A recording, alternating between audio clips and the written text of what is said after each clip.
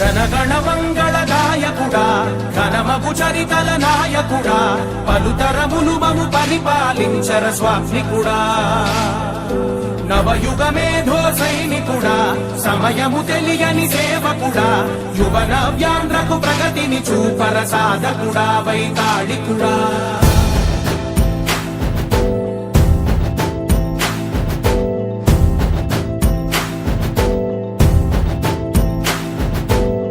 ప్రతి ఇల్లు నిన్నే నిన్నే పిలిచింది. మరి ఈనాటి సమావేశం ఇంతటితో ముగిసింది.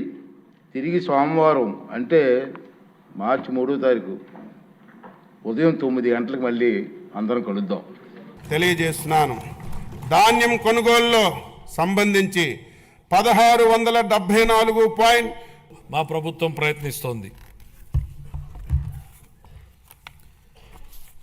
మరో ముఖ్యమైన విషయం అధ్యక్ష, తెలుగు భాషాభివృద్ధి ఆంధ్ర భోజుడుగా ప్రస్తుతించబడినటువంటి శ్రీకృష్ణదేవరాయల వారి అమూల్యమైన పలుకుల్ని గుర్తు చేసుకుందాం. తెలుగుదేలయన్న దేశంబు తెలుగేను, తెలుగు వల్లభుండ తెలుగుకొండ, ఎల్ల నృపులు గొలవ ఎరుగవే బాసాడి, దేశ భాషలందు తెలుగు లెస్స. గౌరవనీయులైన ముఖ్యమంత్రి గారి మార్గదర్శకంలో వచ్చే ఆర్థిక సంవత్సరంలో వినూతన ఆలోచనలతో మా ప్రభుత్వం ముందుకు అడుగేస్తుంది. శతాబ్దాల నాటి గొప్ప సాహితీ సాంప్రదాయాన్ని కలిగిన ప్రాచీన తెలుగు భాష ఒకటి. భారతీయ సంస్కృతి, సాహిత్యం మరియు కళలకు తమ రచనల ద్వారా పలువురు తెలుగు కవులు, రచయితలు మరియు పండితులు చేసిన సేవ ఎలాంటిది.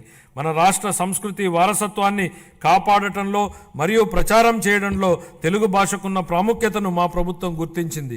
తెలుగు భాష అభివృద్ధి మరియు ప్రచారం కోసం 10 కోట్ల రూపాయల కేటాయింపును ప్రతిపాదిస్తున్నాను.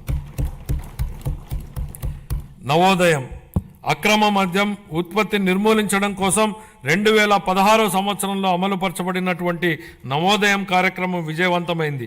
నేడు రాష్ట్రాన్ని అక్రమ మద్యం, మాదక ద్రవ్యాలు మరియు గంజాయి